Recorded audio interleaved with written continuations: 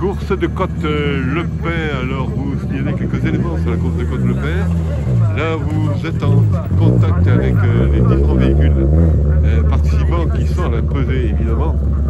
La pesée a son importance pour développer la catégorie, pour comprendre aussi lié à la puissance, pour comprendre le placement qu'on va faire, les catégories qu'on va organiser. Il y a beaucoup d'éléments qui rentrent en jeu à ce niveau-là.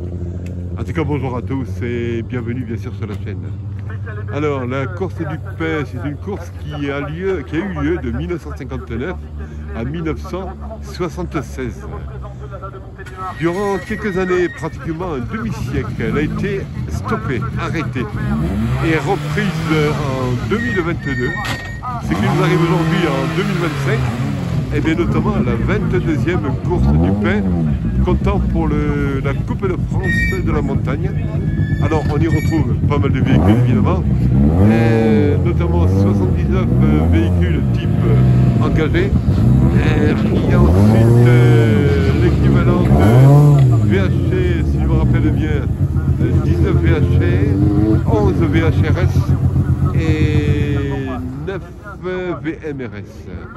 Pour vous rappeler, les VHRS, c'est ce qu'on appelle les véhicules historiques régularité sportive. Et les VMRS, c'est une nouvelle donnée là, qui est rentrée en jeu il y a quelques temps, c'est très récent. Les véhicules modernes en régularité sportive. Eux sont là bien sûr pour respecter un timing.